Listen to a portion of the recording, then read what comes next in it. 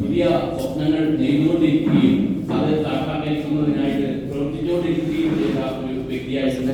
അദ്ദേഹത്തിന്റെ ഓർമ്മകൾ നമ്മുടെ സംഘടനാ പ്രവർത്തകർക്ക് എല്ലാം തന്നെ ആവേശവും കരുത്തും ഒക്കെ നൽകുന്നതാണ് നമുക്കറിയാം. പിന്നെ മാഷുടെ ഈ ഇന്നത്തെ ഓർമ്മ ദിനത്തിൽ പിന്നെ ഒരു സെമിനാറും അതുപോലെ അനുസ്മരണ പ്രഭാഷണവും അദ്ദേഹത്തിന്റെ സ്മരണക്കായി ഏർപ്പെടുത്തിയിട്ടുള്ള പുരസ്കാര വിതരണവും ഉള്ള ചടങ്ങുകളൊക്കെയാണ് ഇവിടെ നടക്കുന്നത്. അതിന്റെ ആദ്യ ഭാഗം ഗോത്രവർഗ വിഭാഗത്തിന്റെ വിദ്യാഭ്യാസവും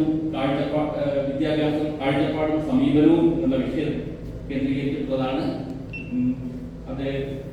അദ്ദേഹം ഒട്ടേറെ ഇടപെട്ട് പ്രവർത്തിച്ച ഒരു മേഖലയുമായി ബന്ധപ്പെട്ട ഒരു വിഷയം തന്നെയാണ് തിരഞ്ഞെടുത്തിട്ടുള്ളത്. പിന്നെ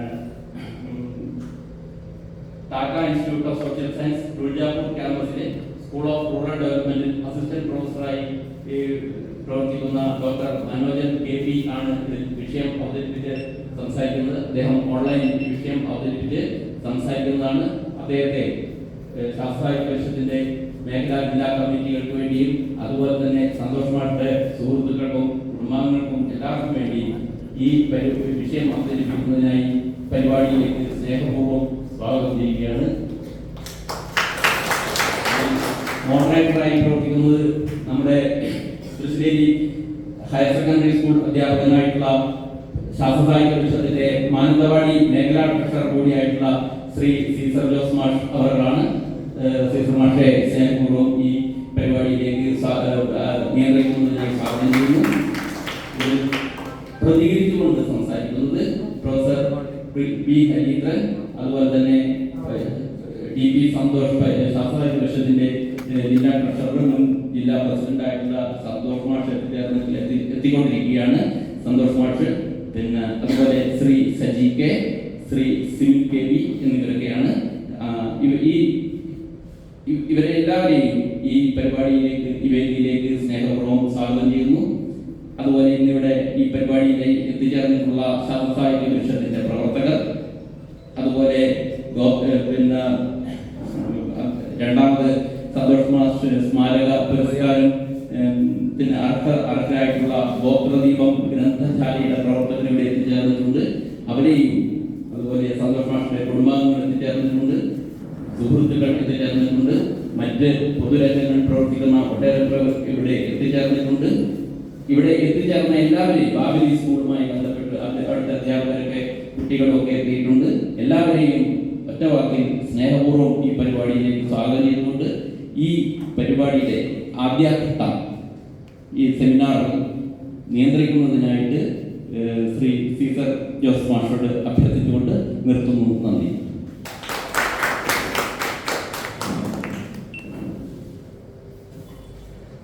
പ്രിയപ്പെട്ടവരെ, ഇവിടെ മനോജേട്ടൻ സൂചിപ്പിച്ച പോലെ സന്തോഷ് മാഷിന്റെ സ്മരണ പുതുക്കുന്ന ഈ ഘട്ടത്തിൽ ഏറ്റവും അദ്ദേഹം പ്രവർത്തിച്ചിരുന്ന മേഖലയിലെ ഏറ്റവും പ്രധാനപ്പെട്ട ഒരു വിഷയമാണ് നമ്മൾ ഇന്നൊരു സെമിനാറായി ഇവിടെ എടുത്തിട്ടുള്ളത്. ഗോത്രവർഗ വിഭാഗത്തിന്റെ വിദ്യാഭ്യാസം കാഴ്ചപ്പാടും സമീപനവും എന്ന വിഷയമാണ്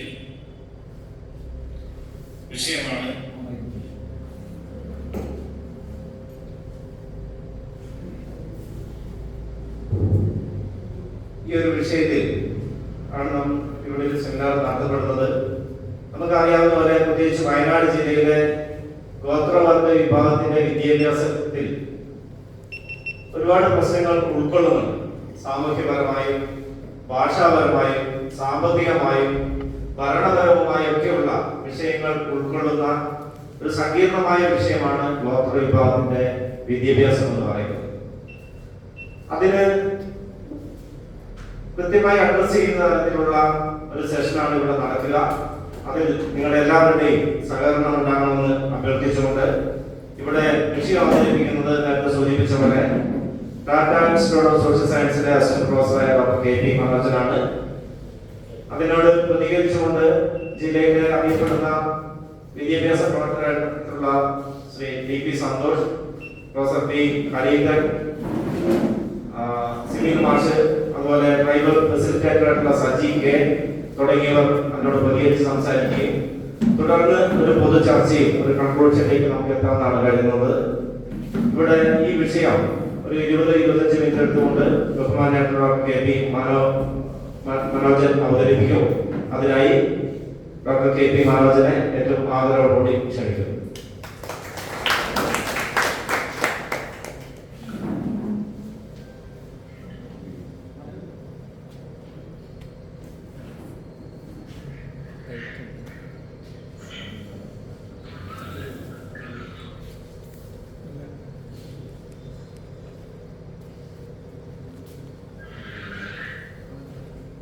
Sir, ഒരു second. Thank you so much.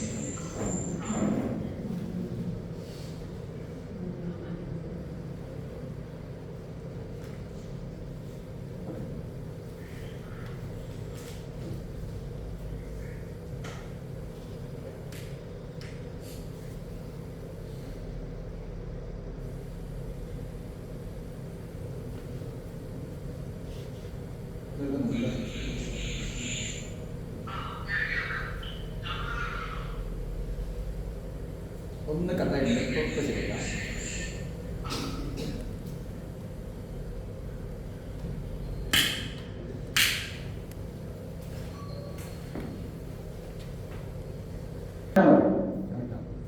Okay, starting from the top. Okay.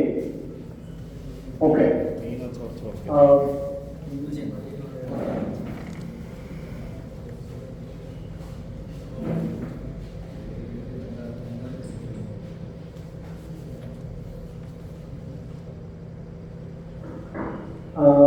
അപ്പോൾ നമുക്ക് തുടങ്ങാൻ തോന്നുന്നു.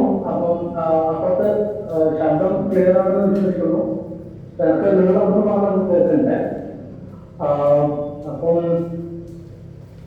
നമ്മൾ ഇന്ന് പരിഷത്ത് സംഘടിപ്പിച്ചിട്ടുള്ള സന്തോഷ് മാസ്റ്ററുടെ മൂന്നാമത്തെ ചരമവർഷവുമായി ബന്ധപ്പെട്ടാണ് രണ്ടാമത്തെ ചരമവർഷവുമായി ബന്ധപ്പെട്ട് നടത്തുന്ന പരിപാടിയാണ്. അപ്പോൾ ഇതിൽ ജൂലൈ മാസം അതോടൊപ്പം ആദ്യ മാസമൊക്കെ ഈ ഒരു തമ്മിലെ അടിസ്ഥാനത്തിലാണ് ഞാനിതൊരു വിഷയത്തെ സംസാരിക്കാൻ വിചാരിക്കുന്നത്. അപ്പോൾ ഒന്ന് നമ്മൾ പ്രത്യേകിച്ച് വയനാട് പോലുള്ള മേഖലകളിൽ കേരളത്തിലെ വിവിധ മേഖലകളിൽ പരിഷത്ത് ഇത്തരം പരിപാടികൾ സംഘടിപ്പിക്കുന്നത് പ്രധാനമായിട്ടും നമ്മൾ മനസ്സിലാക്കേണ്ട നമ്മുടെ ഒരു പൊതുസമൂഹത്തെ എന്താണോ നമ്മുടെ ഒരു പ്രവൃത്തി അതിലേക്ക് പൊതുജനങ്ങളെ കൂടി ഉൾപ്പെടുത്തിക്കൊണ്ട് അവരെ രാഷ്ട്രീയപരമായിട്ടും അതോടൊപ്പം തന്നെ സാമൂഹികപരമായിട്ടും പ്രത്യയശാസ്ത്രപരമായിട്ടും ജനങ്ങളുടെ പൊതുപരിപാടികളിലേക്ക് സംഘടിപ്പിക്കുക എന്നുള്ള ഉദ്ദേശത്തോടുകൂടിയിട്ടാണ് പരിശോധിക്കുന്നത് ഇത്തരത്തിലുള്ള ജനകീയ പരിപാടികളൊക്കെ നടത്താറുള്ളത്. അപ്പം ഇന്ന് നമ്മളെ സംബന്ധിച്ചിടത്തോളം സന്തോഷ് മാഷിന്റെ ചരമവാസവുമായി ബന്ധപ്പെട്ടിട്ട് അനുസ്മരണവുമായി ബന്ധപ്പെട്ടിട്ടുള്ള പരിപാടിയാണ്. അപ്പം മാഷിനെ സംബന്ധിച്ചിടത്തോളം എനിക്ക് കൂടുതലായിട്ട് മാഷ് പരിചയമില്ല. ഞാൻ എൻ്റെ ഒരു PhD സമയത്തും ഞാൻ PhD ചെയ്യുന്ന സമയത്ത് അവിടെ കുറേ ആൾക്കാരുടെ നല്ല കൂട്ടത്തിലുള്ള പരിചയമാണ്. അപ്പം പ്രത്യേകിച്ച് നമ്മൾ മനസ്സിലാക്കേണ്ടത് വയനാടിൻ്റെ ഒരു വിദ്യാഭ്യാസ ചുറ്റുപാടില് വയനാട് എന്ന് പറയുന്ന ഒരു ഭൂമിശാസ്ത്രപരമായിട്ട് ഏറെ പ്രത്യേകതകളുള്ള ഒരു സ്ഥലത്ത് വിവിധ ജനങ്ങളുമായി ഒന്നിച്ച് താമസിക്കുന്ന മതവിഭാഗങ്ങളും അതുപോലെ തന്നെ വിവിധങ്ങളായിട്ടുള്ള പല പ്രദേശങ്ങളിൽ നിന്ന് വന്നിട്ട് താമസിക്കുന്ന ഒരുപാട് ആൾക്കാരുടെ ഒരു സാംസ്കാരികപരമായ ഒരു കൂട്ടായ്മയാണ് ശരിക്കും വയനാട് എന്ന് പറയുന്ന പ്രദേശം.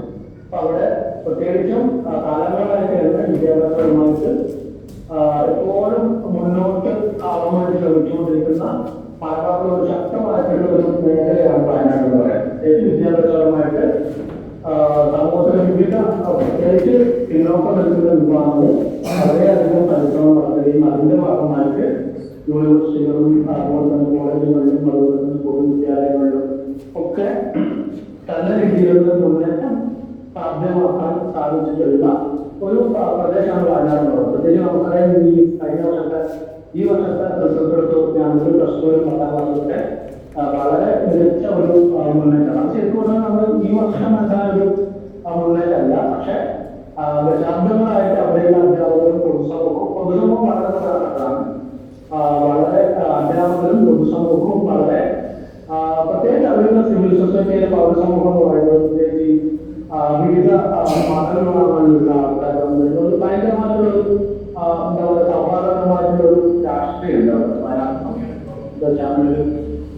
എപ്പോഴും നമ്മളെല്ലാ വിഭാഗങ്ങളും പഠനത്തിലിരിക്കുന്നതുകൊണ്ട് തന്നെ എല്ലാത്തരം പങ്കുവെക്കുന്നവർക്കും സാധ്യമായിട്ടുള്ള ഒരു സ്ഥലമാണ്.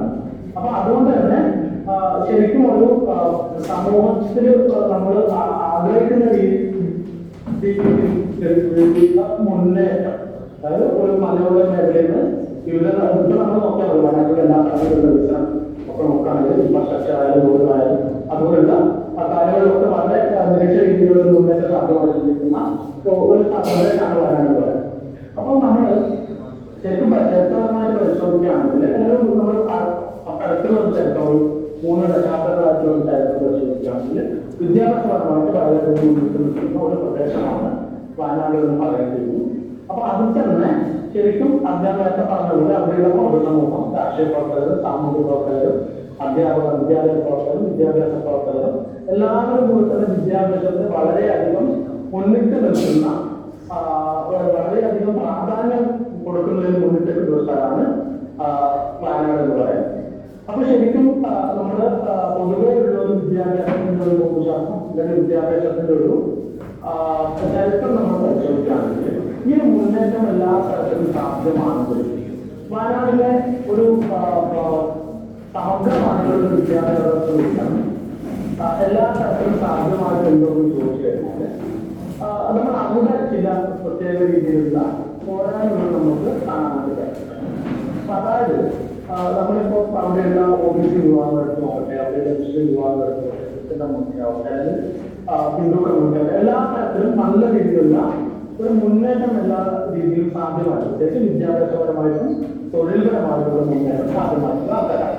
പക്ഷെ നമ്മൾ അവിടെയുള്ള വയനാട്ടിൽ ഏറ്റവും കൂടുതൽ ഉണ്ടായിരുന്ന ഭൂരിപക്ഷം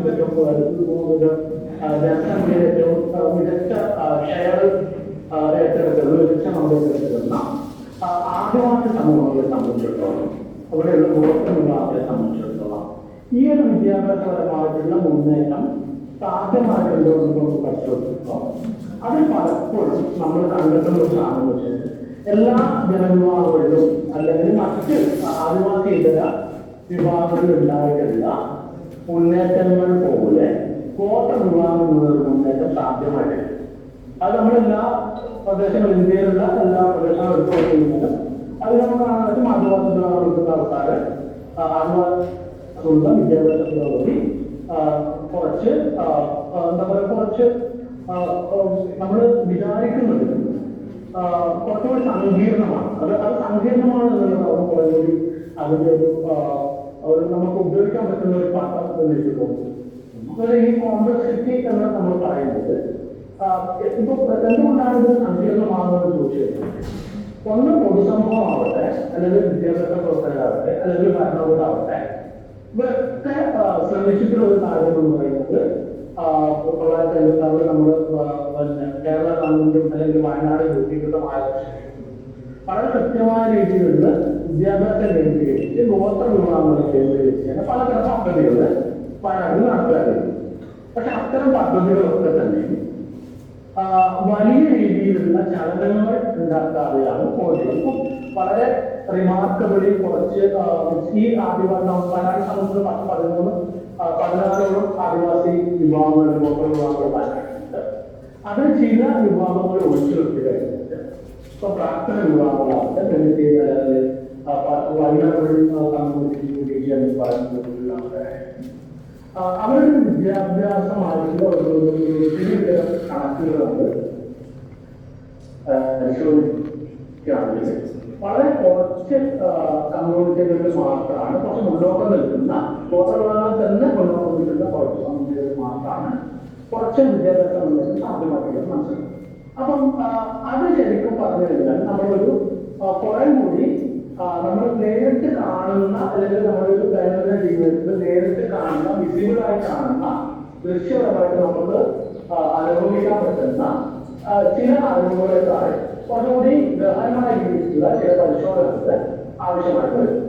അപ്പം അതെന്തുകൊണ്ടാണ് എന്ന് വെച്ച് കഴിഞ്ഞാൽ ഈ ഒരു പഠന പുരോഗതിയെ നമ്മൾ മറ്റ് ജനവിഭാഗങ്ങളെ അപേക്ഷിച്ച് പരിശോധിക്കുമ്പോൾ എന്തുകൊണ്ട് ആദിവാസി വിഭാഗത്തിലുള്ള വിദ്യാർത്ഥികൾ, ആദിവാസി വിഭാഗത്തിലുള്ള കുട്ടികൾ ഈ ഒരു വിദ്യാഭ്യാസ സമ്പ്രദായത്തിലൂടെ കടന്നു പോകുമ്പോൾ മറ്റ് വിഭാഗങ്ങളിലുള്ള ആദിവാസി ഇതര വിഭാഗങ്ങളിലുള്ള കുട്ടികൾ ഉണ്ടാക്കുന്നത് പോലെയുള്ള ഒരു വിദ്യാഭ്യാസ എന്താ പറയാ വിദ്യാഭ്യാസ മുന്നേറ്റം എന്തുകൊണ്ടാണ് ഉണ്ടാക്കാൻ പറ്റുന്നത്?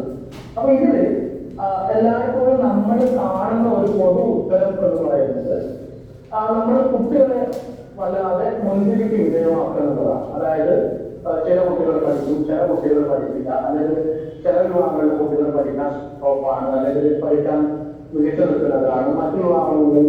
അപ്പൊ അങ്ങനെയുള്ള ഒരു മുൻവിധികൾ പലപ്പോഴും നമ്മുടെ സമൂഹത്തിൽ നിലനിൽക്കും. അപ്പൊ ആ മുൻവിധികൾ നമ്മുടെ സ്കൂളിൽ മാത്രം ഉണ്ടാവുന്നതല്ല, പക്ഷെ നമ്മുടെ പൊതുസമൂഹത്തിൽ മൊത്തം നിൽക്കുന്നതാണ്.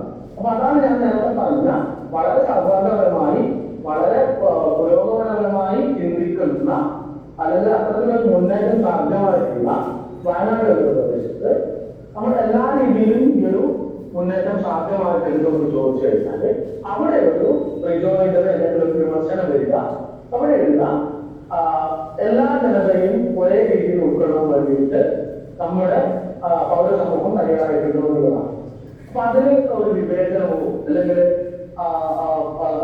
വംശീയപരമായിട്ടുള്ള നിറനല്ലതോ അത്തരത്തിലുള്ള കാര്യങ്ങൾ അതിനകത്ത് സംഭവിക്കുന്നു ചോദിച്ചു കഴിഞ്ഞാൽ വളരെ വിസിബിളായിട്ട് നമുക്ക് പലപ്പോഴും കാണാൻ പറ്റിയിരിക്കും. ഇപ്പോഴും നമുക്ക് കാണാൻ പറ്റുന്നത് ഒരു പ്രത്യേക രീതിയിലുള്ള ഒരു സാമൂഹ്യ വ്യവസ്ഥ ആദിവാസി വിഭാഗം അല്ലെങ്കിൽ ആദിവാസി വിദ്യാർത്ഥികളെ സംബന്ധിച്ചിടത്തോളം മുന്നോട്ട് വരുന്നതിന് തടസ്സമായിട്ട് നിൽക്കുന്നുള്ളതാണ്. ഞങ്ങൾ പല നിയമങ്ങളുടെ മുമ്പിൽ ഇരുന്നിട്ട് മുന്നോട്ട് വരേണ്ടതെന്ന് പറഞ്ഞിട്ടുണ്ടല്ല.